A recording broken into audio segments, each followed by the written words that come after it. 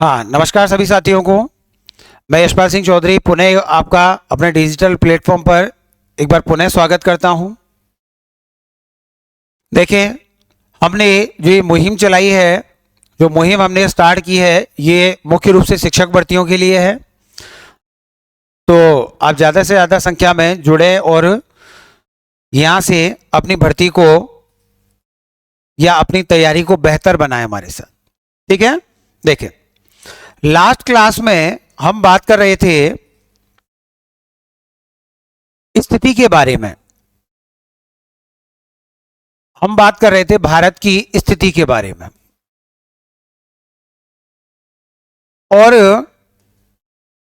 भारत की स्थिति में हमने दो चीजें क्लियर की थी।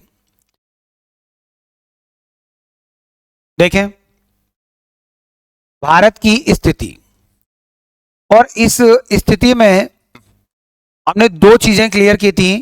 पहली ये थी कि भूमध्य रेखा के सापेक्ष, भूमध्य रेखा के सापेक्ष भारत कहां है? तो भूमध्य रेखा के सापेक्ष भारत उत्तरी गोलार्ध में स्थित है।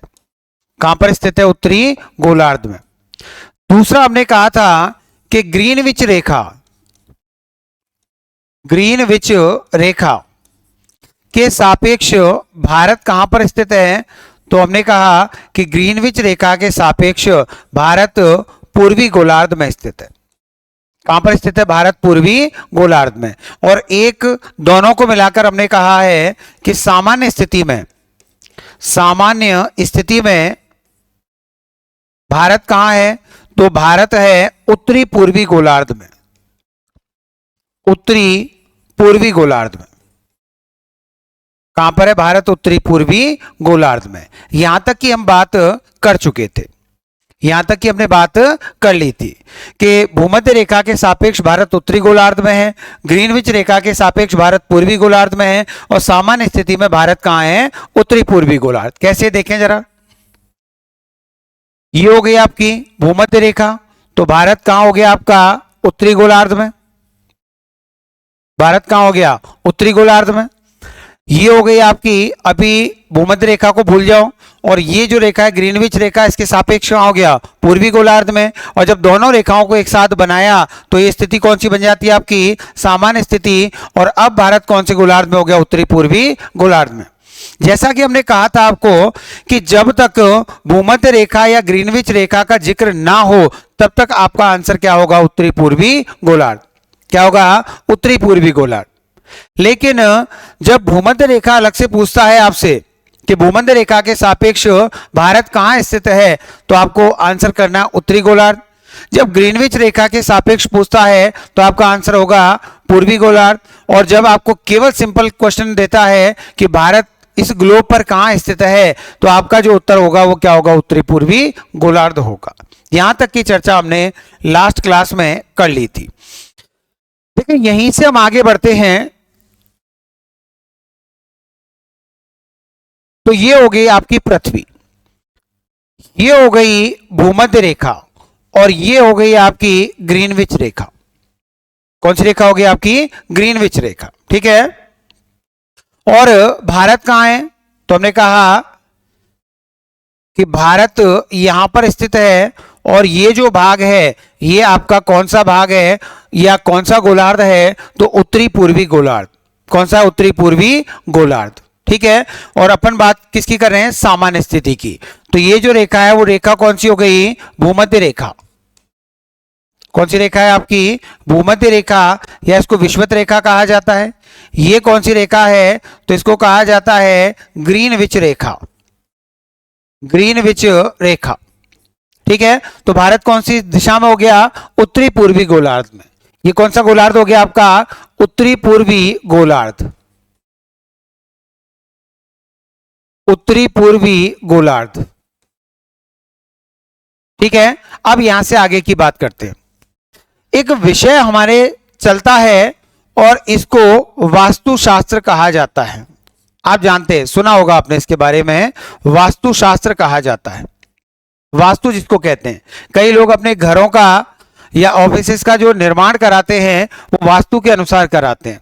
कि बेडरूम इधर होना चाहिए, किचन इधर होना चाहिए, या गार्डन इधर होना चाहिए, तो ये सब कराते हैं। गेट का जो मुंह है वो इस दिशा में होना चाहिए, तो वास्तु के अनुसार। और इस वास्तु के अनुसार किसी भी स्थान के 4 कोण होते हैं। वास्तु के अनुसार किसी भी स्थान के कितने कोण होते हैं? 4 कोण होते हैं। कौन कौन से? कि सबसे पहला एक जो कोण होता है इसको कहा जाता है ईशान कोण। क्या कहा जाता है? ईशान कोण। अगला जो कोण है इसको कहा जाता है आपके आग्नेय कोण। आग्नेय कोण। अगला है इसको कहा जाता है नैऋत्य कोण। नैऋत्य कोण। और लास्ट जो कोण है इसका नाम है वायव्य कोण। वायव्य कोण। ये 4 कोण होते हैं। तो किसी भी स्थान के कितने कोण होते हैं? 4 कोण। जब किसी भी स्थान के 4 कोण होते हैं तो पृथ्वी के भी कितने कोण होंगे? 4। देखें आप जरा कि एक तो देखो ये रहा, एक ये रहा, एक ये और एक ये, 4 कोण हो गए। पृथ्वी के कितने कोण हो गए? 4 कोण। और प्रश्न यहीं से पुटअप होता है कि वास्तु के अनुसार भारत पृथ्वी की किस कोण में स्थित है। तो ध्यान रखना कि ये वाला जो कोण है इसको कहा जाता है ईशान कोण। क्या कहा जाता है? ईशान कोण। ये वाला जो कोण है इसको क्या कहा जाता है? तो इसको कहा जाता है आग्नेय कोण। क्या कहा जाता है इसको? आग्नेय कोण। ये वाला जो कोण है इसको कहा जाता है नैऋत्य कोण। क्या कहते हैं इसको? नैऋत्य कोण इसको कहा जाता है। और ये वाला जो कोण है इसको क्या कहा जाता है? तो इसका नाम है वायव्य कोण। क्या नाम है इसका? वायव्य कोण। तो 4 कोण हो गए। तो प्रश्न बना कि वास्तु शास्त्र के अनुसार या वास्तु के अनुसार भारत पृथ्वी के किस कोण में स्थित है? तो भारत पृथ्वी के किस कोण में स्थित है? ईशान कोण में। किस कोण में भाई? ईशान कोण में स्थित है। कि भारत पृथ्वी के किस कोण में स्थित है? तो भारत पृथ्वी के ईशान कोण में स्थित है। कौन से कोण में? ईशान कोण में। और जहां पर भी क्या होता है कि जहां पर ये तीनों कोण या चारों कोण जहां पर भी आपस में मिलते हैं वह स्थान क्या कहलाता है? तो उस स्थान को कहा जाता है ब्रह्मा स्थान। क्या कहा जाता है? ब्रह्मा स्थान कहा जाता है। कि जहां पर भी ये चारों कोण आपस में मिलते हैं वो स्थान क्या कहलाता है? ब्रह्मा स्थान कहलाता है। ऐसा माना जाता है कि यहां भगवान का वास होता है। किसका वास होता है? भगवान का वास होता है। जैसे कि पुराने घरों में आपने देखा होगा कि घर में एक आंगन है और उस आंगन के बीचों बीच एक तुलसी का पौधा हुआ करता था। आंगन के बीच में किसका पौधा होता था? तुलसी का पौधा। तो वो कौन सा स्थान था? वो ब्रह्मा स्थान था। कौन सा स्थान था? ब्रह्मा स्थान। ठीक है। तो वास्तु के अनुसार, या पहले हम ये कहें कि सामान्य स्थिति में भारत कौन से गोलार्ध में? उत्तरी पूर्वी गोलार्ध में। वास्तु के अनुसार भारत पृथ्वी के किस कोण में है? तो आपका आंसर क्या होगा? ईशान कोण में स्थित है। कहां पर स्थित है? ईशान कोण में। तो इसको लिखें एक बार, आप लिख लें।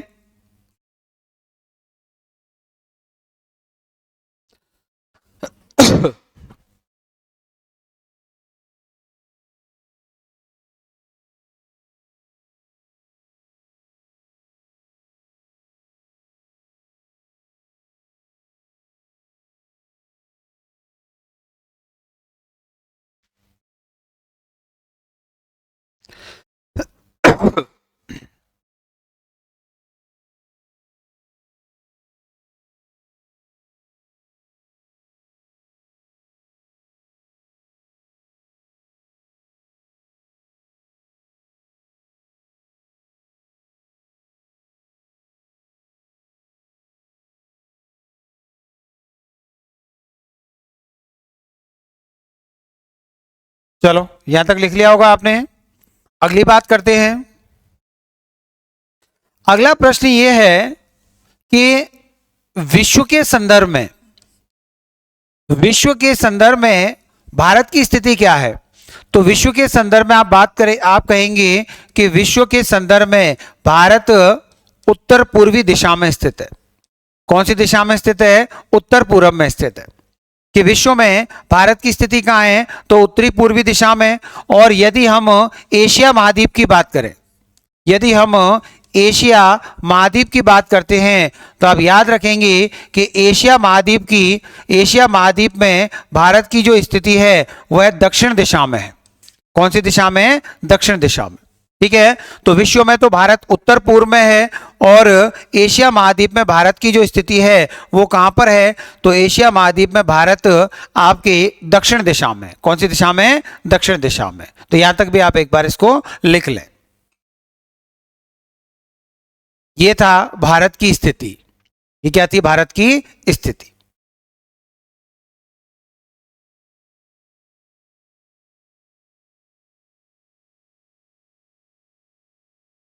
अगर यह एक साथ लिखें तो देखो, भूमध्य रेखा के सापेक्ष उत्तरी गोलार्ध, उत्तरी गोलार्ध, ग्रीनविच रेखा,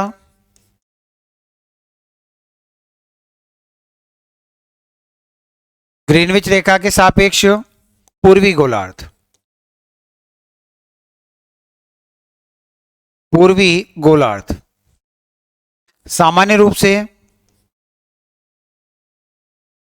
सामान्य रूप में उत्तरी पूर्वी गोलार्ध,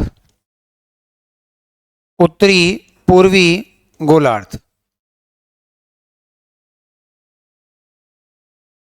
अगला है कि वास्तुशास्त्र के अनुसार,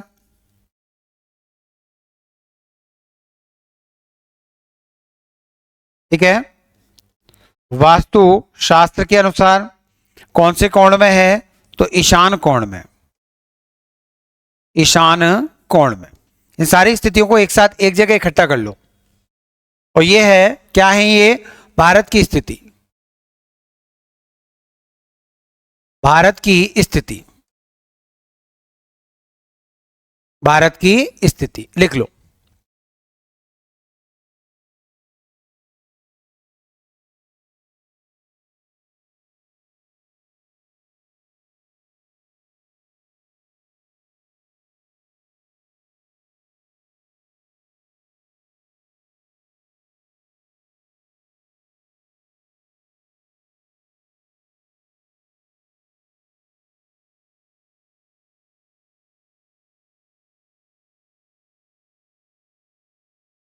चलो आगे बढ़ते हैं। देखो, अगला हमारा नेक्स्ट पॉइंट है इसमें, और ये है भारत का विस्तार। क्या है? भारत का विस्तार। अगला पॉइंट कौन सा हमारा? भारत का विस्तार। देखो, किसी भी स्थान का जो विस्तार होता है यह दो प्रकार का हो सकता है। कि किसी भी स्थान का जो विस्तार है ये कितने प्रकार का हो सकता है? दो प्रकार का। कौन सा? कि एक होता है अक्षांशीय विस्तार, अक्षांशीय विस्तार, विस्तार एक्सटेंशन। और एक कौन सा होता है? तो यह है आपका देशांतरीय विस्तार, देशांतरीय विस्तार। ये हो गया आपका लैटिट्यूडनल एक्सटेंशन और ये हो गया लॉन्गिट्यूडनल एक्सटेंशन। किसी भी स्थान का जो विस्तार होता है यह कितने प्रकार का होता है? दो प्रकार का। कितने प्रकार का है? दो प्रकार का। एक होता है अक्षांशीय विस्तार और एक होता है आपका देशांतरीय विस्तार। कौन सा विस्तार होता है? देशांतरीय विस्तार। अक्षांशीय विस्तार क्या होता है? तो देखें कि वह विस्तार जो किसके आधार पर बताया जाता है? अक्षांश रेखाओं के आधार पर। कि वह विस्तार जो किसके आधार पर बताया जाता है? अक्षांश रेखाओं के आधार पर अक्षांशीय विस्तार कहलाता है। और वह विस्तार जो किसके आधार पर बताया जाए? देशांतर रेखाओं के आधार पर। कि वह विस्तार जो देशांतर रेखाओं के आधार पर बताया जाता है ये क्या कहलाता है? देशांतरीय विस्तार। क्या कहलाता है? देशांतरीय विस्तार। बात समझ आ रही है? कि अक्षांश रेखाओं के आधार पर बताया गया तो अक्षांशीय विस्तार और देशांतरीय रेखाओं के आधार पर बताया गया तो देशांतरीय विस्तार कहलाता है। अब ये दोनों रेखाएं क्या होती हैं? तो आप जानते हैं कि पृथ्वी पर पश्चिम से पूर्व दिशा में, ठीक है, कि पश्चिम से पूर्व दिशा की ओर खींची गई जो काल्पनिक रेखाएं हैं ये अक्षांश कहलाती हैं। हालांकि परिभाषा थोड़ी सी गलत है लेकिन समझने में आपको फायदा देगी। इन रेखाओं का जो आप ऐसे कहें कि इन रेखाओं का पृथ्वी पर जो निर्धारण किया गया है वो पश्चिम से पूर्व दिशा की ओर किया गया है, और ऐसी रेखाएं अक्षांश रेखाएं कहलाती हैं। ऐसी काल्पनिक रेखाएं क्या कहलाती हैं? अक्षांश रेखाएं। और देशांतर रेखाएं क्या होती हैं कि पृथ्वी पर उत्तर से दक्षिण दिशा में, ये नॉर्थ और ये हो गया साउथ, कि पृथ्वी पर उत्तर से दक्षिण दिशा में खींची गई जो काल्पनिक रेखाएं हैं यह देशांतर रेखाएं कहलाती हैं। क्या कहलाती हैं? देशांतर रेखाएं। कि वास्तविकता में पृथ्वी पर ऐसी कोई रेखाएं बनी हुई नहीं है। वास्तविकता में पृथ्वी पर ऐसी कोई रेखाएं बनी हुई नहीं है। ये काल्पनिक रेखाएं हैं, ये मानवीकृत रेखाएं हैं, मानव द्वारा बनाई गई हैं। तो दोनों रेखाएं कैसी हैं भाई? काल्पनिक। दोनों रेखाएं कैसी हैं? काल्पनिक रेखाएं हैं। कैसी रेखाएं? दोनों काल्पनिक रेखाएं, कि इनकी वास्तविक स्थिति कुछ नहीं है। ये मानवीकृत रेखाएं हैं, मानव के द्वारा इनको बनाया गया है। अब प्रश्न यहीं से बना कि जब मानव के द्वारा बनाया गया है तो क्यों बनाया गया, क्या कारण है इसका? तो ध्यान रखना कि अक्षांश रेखाओं के आधार पर एक तो किसी स्थान की स्थिति, एक तो किसी स्थान की स्थिति और जलवायु का निर्धारण होता है। स्थिति और जलवायु का निर्धारण होता है, जबकि देशांतर रेखाओं के आधार पर किसी स्थान की स्थिति और समय का निर्धारण होता है। स्थिति और समय का निर्धारण होता है। तो रेखाओं का निर्धारण क्यों किया गया है कि अक्षांश रेखाएं तो स्थिति और जलवायु बताती हैं, जबकि देशांतर रेखाएं स्थिति और समय को बताती हैं। इसलिए इन रेखाओं का निर्धारण किया गया है। ठीक है, तो थोड़ा सा मैंने बता दिया, हालांकि अक्षांश देशांतर अपन डिटेल में पढ़ेंगे। ठीक है, आगे। तो अभी हमने कहा है पहला विस्तार कौन सा हो गया? अक्षांशीय विस्तार, जो कि अक्षांश रेखाओं के आधार पर बताया जाता है। एक है देशांतरीय विस्तार, जो देशांतर रेखाओं के आधार पर बताया जाता है। कि अक्षांशीय विस्तार अक्षांश रेखाओं के आधार पर और देशांतरीय विस्तार देशांतरीय रेखाओं के आधार पर बताया जाता है। तो सबसे पहले हम बात करते हैं कि भारत के, देखें, चलो यहां तक लिख लें एक बार, इसको लिखें पहले थोड़ा सा।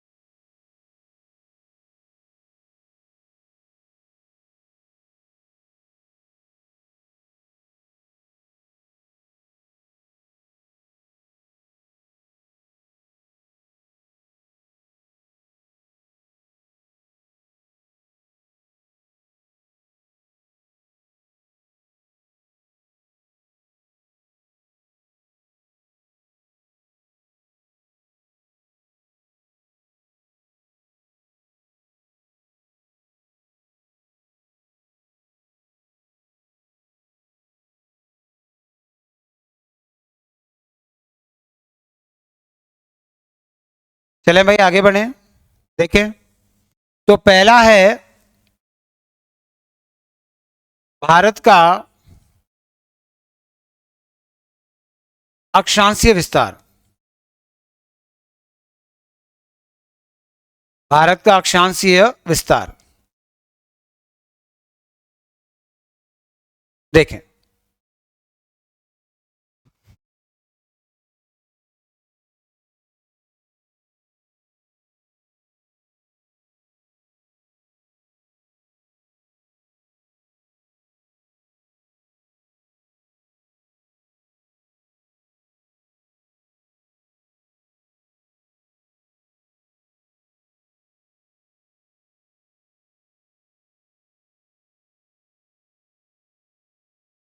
छोटा बनाते हैं थोड़ा सा।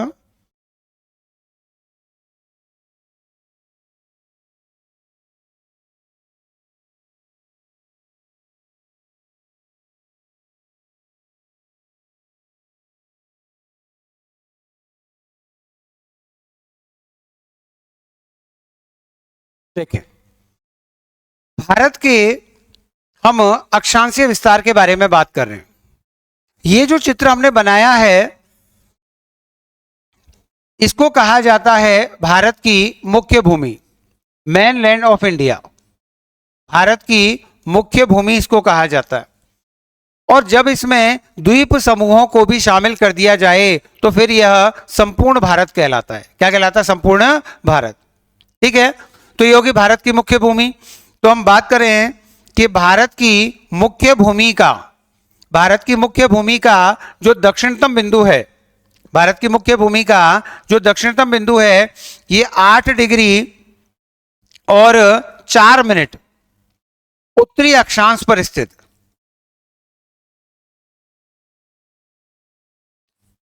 8 डिग्री 4 मिनट उत्तरी अक्षांश पर स्थित राज्य आपका तमिलनाडु है। और यहां पर स्थान का नाम क्या है? कन्याकुमारी अंतरीप। क्या नाम है? कन्याकुमारी अंतरीप। या इसको एक नाम और क्या है इसका अंग्रेजी में? इसको कहा जाता है कैप कैमेरोन। क्या कहा जाता है इसको? Cap Cameron. और राज्य आप जानते हैं कि राज्य का नाम क्या है? तो राज्य का नाम है तमिलनाडु। राज्य का नाम क्या है? तमिलनाडु। ठीक है, तो ये भारत की मुख्य भूमि का दक्षिणतम बिंदु हो गया, मुख्य भूमि का। लेकिन यदि आपसे पूछा जाए कि संपूर्ण भारत का, या केवल इतना पूछा जाए कि भारत का दक्षिणतम बिंदु कौन सा है, तो आप याद रखेंगे कि यहां पर एक हमारा द्वीप समूह है, यहां पर एक हमारा द्वीप समूह है। और इस द्वीप समूह का नाम क्या है? तो इसका नाम है अंडमान निकोबार। क्या नाम है? द्वीप समूह का नाम है अंडमान निकोबार। और इस अंडमान निकोबार का जो दक्षिणतम द्वीप है इसका नाम है ग्रेट निकोबार, ग्रेट निकोबार। और इसकी स्थिति क्या है? तो यह है 6 डिग्री और 45 मिनट उत्तरी अक्षांश, 6 डिग्री 45 मिनट उत्तरी अक्षांश यहां पर है। और इस ग्रेट निकोबार पर एक अंतिम बिंदु है, अंतिम स्थान है। और इसको क्या कहा जाता है? तो इसको कहा जाता है इंदिरा पॉइंट। क्या कहा जाता है? इंदिरा पॉइंट इसको कहा जाता है। तो यहां 2 प्रश्न बन गए कि संपूर्ण भारत का जो दक्षिणतम बिंदु है ये इंदिरा पॉइंट है आपका, और भारत की मुख्य भूमि का जो दक्षिणतम बिंदु है इसको क्या कहा जाता है? कन्याकुमारी अंतरीप, या इसको कैप कैमेरोन कहा जाता है। क्या कहा जाता है? Cap Cameron. एक बात और है कि ये जो इंदिरा पॉइंट जो इसका नाम पड़ता है ये 1985 में पड़ता है। कब पड़ता है? 1985 में। इंदिरा गांधी जी की मृत्यु के बाद इसका नाम इंदिरा पॉइंट रखा जाता है। उससे पहले इसका क्या नाम था? तो उससे पहले इसके नाम थे, इसको कहा जाता था पिगमिलियन पॉइंट, पिगमिलियन पॉइंट। इसको कहा जाता था पार्सन पॉइंट, पार्सन पॉइंट। और इसी को कहा जाता था ला हिचिंग पॉइंट, ला हिचिंग पॉइंट इसी का नाम है। क्या नाम है? ला हिचिंग पॉइंट। तो इंदिरा पॉइंट के और क्या क्या नाम है? तो इसको पिगमिलियन पॉइंट, पार्सन पॉइंट, या इसको ला हिचिंग पॉइंट भी कहा जाता है। और इंदिरा पॉइंट इसका नाम कब पड़ा? तो हमने कहा इंदिरा पॉइंट इसका नाम पड़ता है 1985 में। कब नाम पड़ता है? 1985 में। तो पहली बात कि मुख्य भूमि का दक्षिणतम बिंदु कौन सा हो गया आपका? कन्याकुमारी अंतरीप। और संपूर्ण भारत का दक्षिणतम बिंदु कौन सा हो गया आपका? इंदिरा पॉइंट, दक्षिणतम बिंदु। अब उत्तर की बात करते हैं कि यहां पर आपका एक स्थान है, यहां पर आपका एक स्थान है और इसकी स्थिति क्या है? तो देखें कि यह है 37 डिग्री और 6 मिनट उत्तरी अक्षांश पर स्थित, 37 डिग्री और 6 मिनट उत्तरी अक्षांश पर स्थित। यहां पर राज्य का नाम क्या है? तो राज्य का नाम है लद्दाख। क्या नाम है? लद्दाख, जो कि एक केंद्र शासित प्रदेश है, यूनियन टेरिटरी है, यूनियन टेरिटरी है आपकी, यूनियन टेरिटरी है लद्दाख। और इसमें एक बिंदु है यहां पर, इसको कहा जाता है इंदिरा कौल। क्या कहा जाता है? इंदिरा कौल इसको कहा जाता है। और कौल का मतलब होता है हिमानी दर्रा। कौल का मतलब क्या होता है? हिमानी दर्रा होता है। बात समझ में आ रही है? तो भारत का जो उत्तरतम बिंदु है इसका नाम है इंदिरा कौल, और भारत का जो दक्षिणतम बिंदु है इसका नाम क्या है? इंदिरा पॉइंट है। क्या नाम है इसका? इंदिरा पॉइंट इसका नाम है। ठीक है, तो भारत की मुख्य भूमिका या संपूर्ण भारत का जो उत्तरतम बिंदु है वो कौन सा हो गया आपका? इंदिरा कौल। भारत की मुख्य भूमि का दक्षिणतम बिंदु कौन सा हो गया? कन्याकुमारी अंतरीप। और संपूर्ण भारत का दक्षिणतम बिंदु कौन सा हो गया? इंदिरा पॉइंट हो गया। कौन सा हो गया आपका? इंदिरा पॉइंट। अगली बात कि भारत के उत्तरी और दक्षिणी, भारत का जो उत्तरी और जो दक्षिणी बिंदु है इसके मध्य की जो लंबवत दूरी है, इसके मध्य की जो लंबवत दूरी है, ये लंबवत दूरी कितनी है? तो इनके मध्य की जो लंबवत दूरी है ये है 3233 किलोमीटर, सॉरी 3214 किलोमीटर। 3214 किलोमीटर। ठीक है, कि भारत के उत्तरी और दक्षिणी बिंदुओं के मध्य जो लंबवत दूरी है, ध्यान रखना कि जो लंबवत दूरी है, जो लंबवत दूरी है, लंबवत जो दूरी है इसी को न्यूनतम दूरी भी कहा जा सकता है। क्या कहा जा सकता है? न्यूनतम दूरी भी कहा जा सकता है, क्योंकि जो लंबवत होगी वही क्या होगी? न्यूनतम भी होगी। जो लंबवत होगी वो भी क्या होगी? न्यूनतम। और यह दूरी कितनी है? तो लगभग 3214 किलोमीटर। यह दूरी कितनी है आपकी? 3214 किलोमीटर। तो भारत के उत्तरी और दक्षिणी बिंदुओं के मध्य की जो लंबवत या न्यूनतम दूरी है, यह दूरी कितनी है? तो इस दूरी कितनी है आपकी? 3214 किलोमीटर। तो आपको बात समझ में आ गई होगी। और भारत का जो अक्षांशीय विस्तार है यह लगभग कितना है?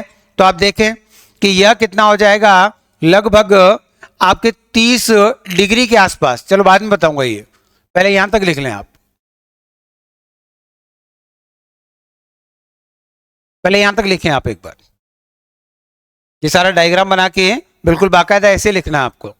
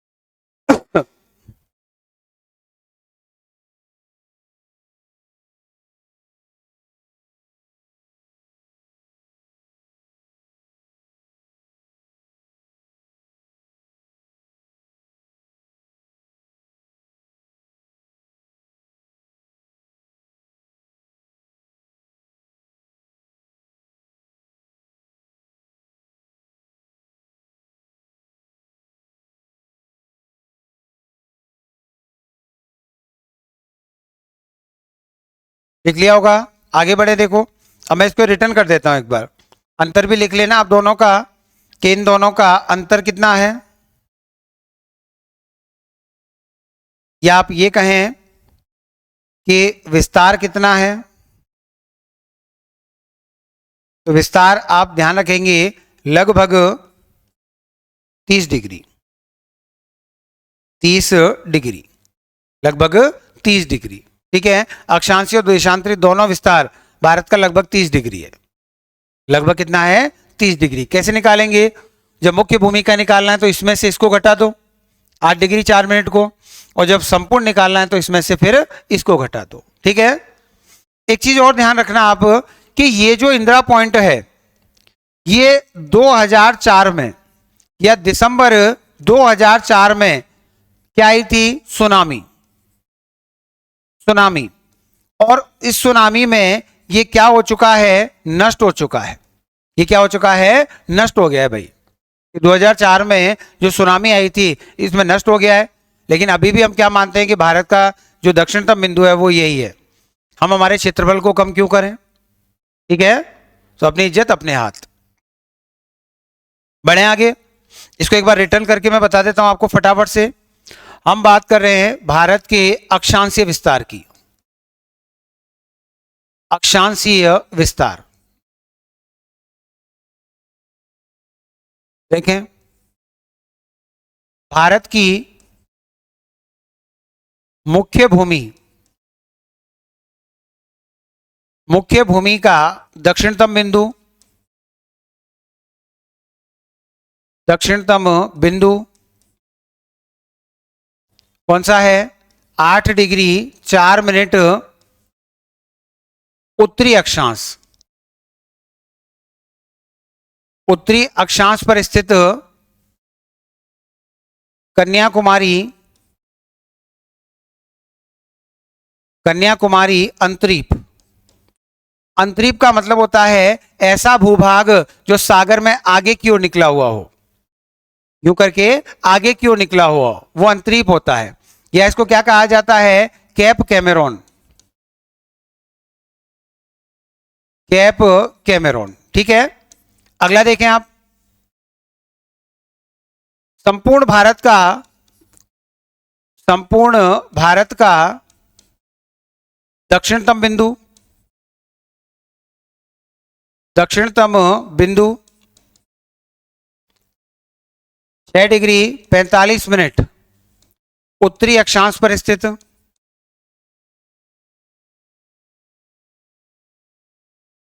ग्रेट निकोबार, ग्रेट निकोबार द्वीप का कौन सा स्थान है? इंदिरा पॉइंट। इंदिरा पॉइंट। ठीक है, ये दक्षिण की बात हो गई। लेकिन भारत का उत्तरतम बिंदु, उत्तरतम बिंदु 37 डिग्री 6 मिनट उत्तरी अक्षांश पर स्थित कौन सा है? इंदिरा कौल। इंदिरा कौल कहां पर है? लद्दाख में। और लद्दाख क्या है? एक यूटी, केंद्र शासित प्रदेश। तो विस्तार कितना हो गया? विस्तार कितना हो गया? तो आप ध्यान रखेंगे लगभग 30 डिग्री, लगभग 30 डिग्री कि भारत का उत्तरी और दक्षिण का जो अक्षांशीय विस्तार है वो लगभग कितना है? 30 डिग्री। ठीक है, अगली बात, भारत के उत्तरी व दक्षिणी बिंदुओं के मध्य की, बिंदुओं के मध्य की न्यूनतम दूरी, न्यूनतम, और इसी को क्या कहा जाता है? लंबवत दूरी कितनी है? 3214 किलोमीटर। कितनी है? 3214 किलोमीटर। ठीक है, इसको लिख लें आप ऐसे कैसे। एक बार हमने डायग्राम से समझा है और एक बार इसको हमने अब लिख दिया है पूरा।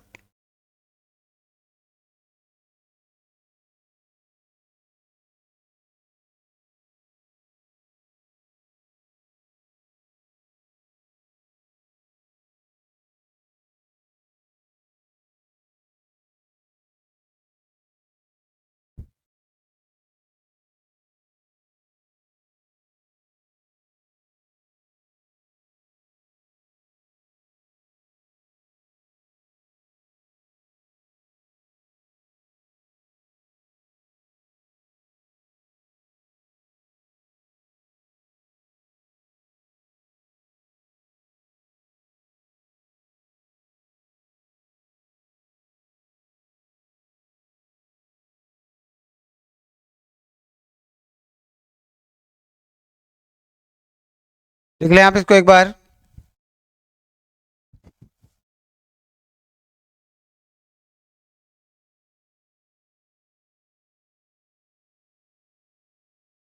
देखो लिख लिया होगा।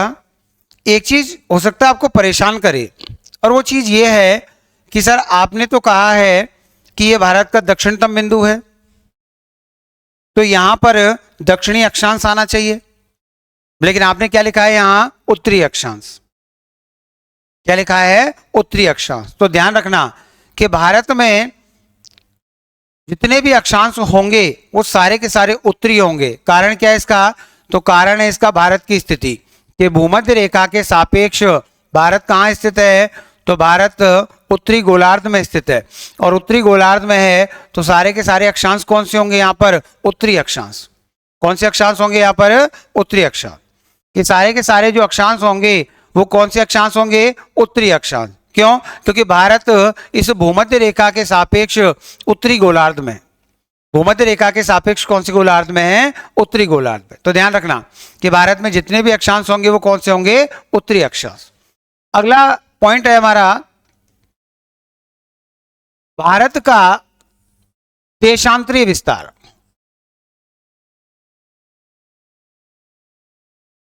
देशांतरीय विस्तार, और हमने पहले ही कहा है कि देशांतर रेखाओं के आधार पर बताया जाता है। देशांतर रेखा क्या है? जो पृथ्वी पर उत्तर से दक्षिण दिशा में खींची गई हैं। कैसी होती हैं? काल्पनिक होती है। क्या बताती हैं? स्थिति और समय को बताती है। स्थिति और समय को बताती है। बात समझ आ रही है? देखें,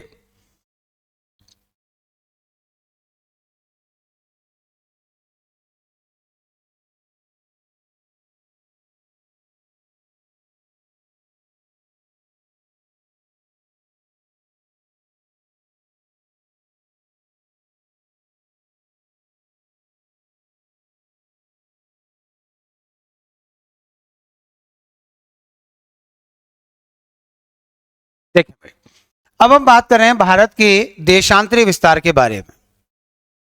सबसे पहले हम बात करते हैं कि भारत का जो ये पश्चिमी बिंदु है, भारत का जो ये पश्चिमी बिंदु है, ये 68 डिग्री और 7 मिनट पूर्वी देशांतर पर स्थित है। 68 डिग्री और 7 मिनट पूर्वी देशांतर पर स्थित है। और यहां पर भी वही बात है कि पश्चिमी बिंदु है लेकिन देशांतर कौन सा होगा? पूर्वी। क्यों होगा? क्योंकि ग्रीनविच रेखा के सापेक्ष हम पूर्वी गोलार्ध में, तो भारत में जितने भी देशांतर होंगे वो सारे के सारे कौन से देशांतर होंगे? आपके पूर्वी देशांतर। ठीक है, तो भारत का पश्चिमी बिंदु 68 डिग्री और 7 मिनट पूर्वी देशांतर पर स्थित। यहां राज्य कौन सा आपका? गुजरात। कौन सा राज्य है? गुजरात। और कौन सा स्थान है? तो स्थान को कहा जाता है सर क्रीक, क्रीक, या इसको कहा जाता है राजहरा क्रीक। क्या कहा जाता है? राजहरा क्रीक। क्रीक का मतलब होता है सकरी खाड़ी। क्रीक का क्या मतलब होता है? सकरी खाड़ी। और पर्टिकुलर स्थान की बात करें तो इसको कहा जाता है गौहर माता। क्या कहा जाता है? गौहर माता, या इसको कहा जाता है गौर मोती। क्या कहा जाता है? गौर मोती कहा जाता है, जो कि भारत का पश्चिमी बिंदु है। क्षेत्र कौन सा है? तो सर क्रीक या राजहरा क्रीक वाला है। और पर्टिकुलर बिंदु का नाम क्या है? तो गौहर माता या गौहर मोती इसका नाम है। भारत का जो पूर्वी बिंदु है, भारत का जो ये पूर्वी बिंदु है, ये कहां पर है?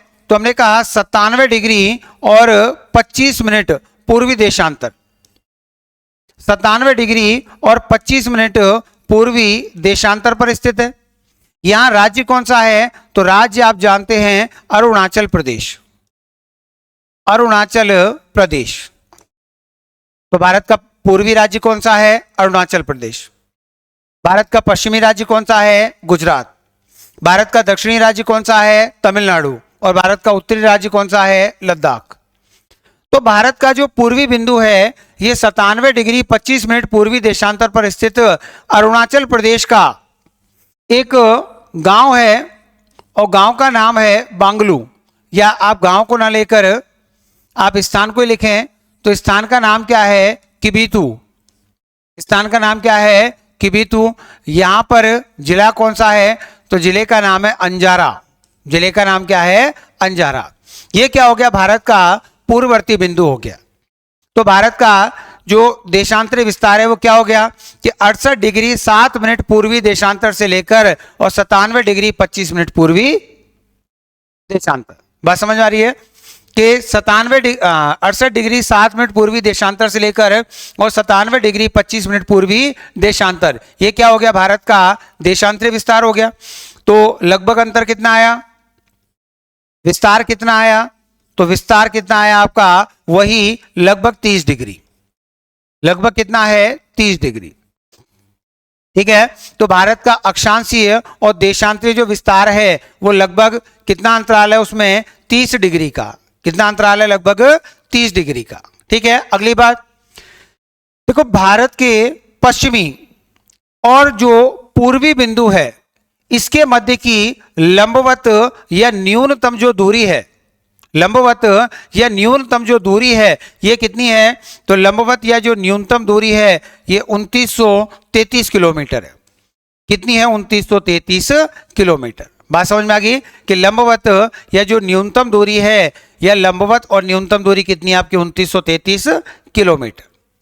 ठीक है, तो ये है भारत का कौन सा विस्तार हो गया, आपका देशांतरीय विस्तार। तो इसको लिख लें एक बार।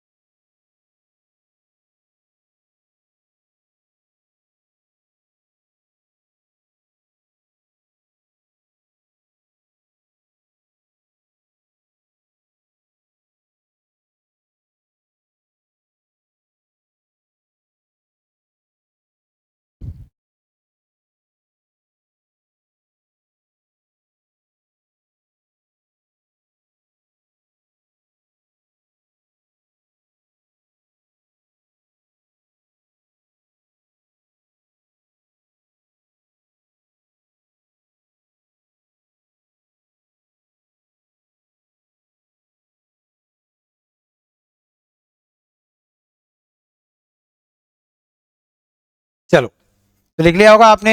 आगे बढ़ते हैं, अब इसको एक बार फटाफट से मैं रिटर्न करके बता देता हूं आपका। देखें, हम बात कर रहे हैं देशांतरीय विस्तार की, देशांतरीय विस्तार। देखें, भारत का पश्चिमी बिंदु, पश्चिमी बिंदु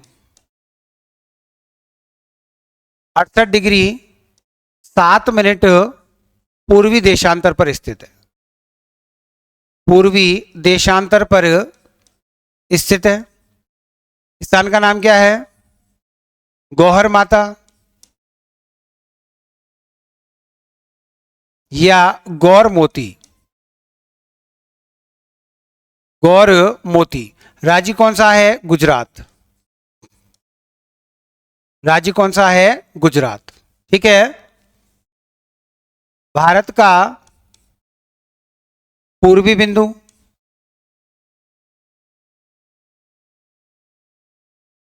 97 डिग्री 25 मिनट पूर्वी देशांतर पर स्थित, पूर्वी देशांतर पर स्थित बिंदु का नाम क्या है, किबिथु, किबिथु। राज्य कौन सा है, अरुणाचल प्रदेश, अरुणाचल प्रदेश, अरुणाचल प्रदेश। ठीक है, अगली बात, अरुणाचल प्रदेश हो गया। तो भारत का कुल देशांतरीय विस्तार, देशांतरीय विस्तार कितना हो गया, लगभग 30 डिग्री, लगभग 30 डिग्री। कितना हो गया, लगभग 30 डिग्री। अगली बात, भारत के पश्चिमी बिंदु, पश्चिमी बिंदु व पूर्वी बिंदु के मध्य की लंबवत या न्यूनतम दूरी कितनी है? तो ये कितनी है भाई? 2933 किलोमीटर। 2933 किलोमीटर। ठीक है, एक बात और याद रखना, आप जानते हैं कि जो सूर्योदय होता है वह आपके कहां होता है? पूर्व में। तो भारत का पूर्ववर्ती राज्य कौन सा है? अरुणाचल प्रदेश। भारत का पूर्ववर्ती राज्य कौन सा है? अरुणाचल प्रदेश। और भारत का पश्चिमी राज्य कौन सा है? गुजरात।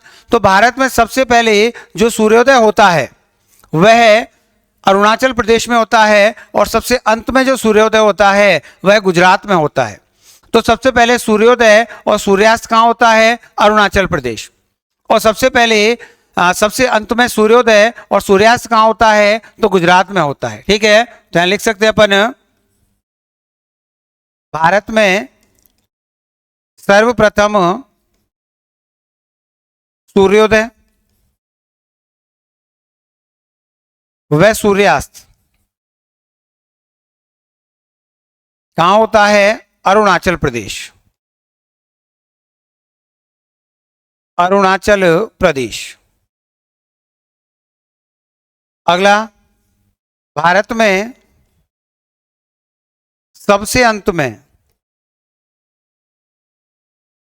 में सूर्योदय व सूर्यास्त कहां होता है? गुजरात। कहां होता है भाई? गुजरात में। ठीक है, और इन दोनों में आप देखेंगे कि लगभग 2 घंटे का अंतराल है। लगभग कितने का अंतराल है? 2 घंटे का। जब अपन भारत का समय कटिबंध पढ़ेंगे, आईएसटी पढ़ेंगे, भारत का मानक समय पढ़ेंगे, तब मैं ये अंतर निकालना बताऊंगा आपको। ठीक है, तो दोनों में अंतर याद रख लेना। अभी केवल इतना याद रख लेना कि दोनों में अंतर कितना है? लगभग 2 घंटे। लगभग 2 घंटे,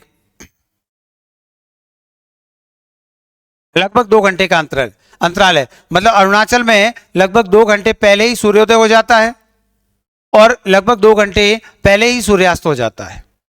ठीक है, ये निकालना बताऊंगा आपको जब समय कटिबंध पढ़ाऊंगा आपको, भारत का मानक समय बताऊंगा, तब देखेंगे हम कि 2 देशांतरों को पार करने में 4 मिनट का समय लगता है। कितना? 4 मिनट का समय लगता है। थोड़ा सा यही बता देता हूं आपको मैं कि 2 देशांतरों को पार करने में कौन पार करता है? पृथ्वी के, मतलब कि पृथ्वी पर 360 देशांतर हैं। अब जो एक देशांतर 0 डिग्री देशांतर है वो बिल्कुल सूर्य के सामने है। अब पृथ्वी पश्चिम से पूर्व दिशा की ओर घूमेगी, तो पृथ्वी यूं घूमी तो ये देशांतर तो चला गया आगे, और अगला देशांतर जो सूर्य के सामने आएगा इसमें कितने का समय लगता है? तो 4 मिनट का। कितने का समय लगता है? 4 मिनट का। और हमने कहा है कि अंतर कितने का है? तो 30 डिग्री का। तो 2 देशांतर को पार करने में 4 मिनट लग रहा है, तो 30 को पार करने में कितना समय लगेगा? तो 30 को गुणा कर दो किसमें? 4 में, तो 120 मिनट हो गए। कितने हो गए? 120 मिनट हो गए। और 120 मिनट के आप कितने घंटे होते हैं? 2 घंटे। मतलब सूर्योदय अरुणाचल में 2 घंटे पहले हो जाता है और गुजरात में 2 घंटे बाद में होता है। ठीक है, तो आप मोटे तौर पर याद रखेंगे आप लगभग कितने का? 2 घंटे का। ठीक है, बाकी एग्जैक्ट क्या है जब अपन समय कटिबंध पढ़ेंगे तब बात करेंगे। तो लिख लें इसको, यहां भी लिख लें इसको।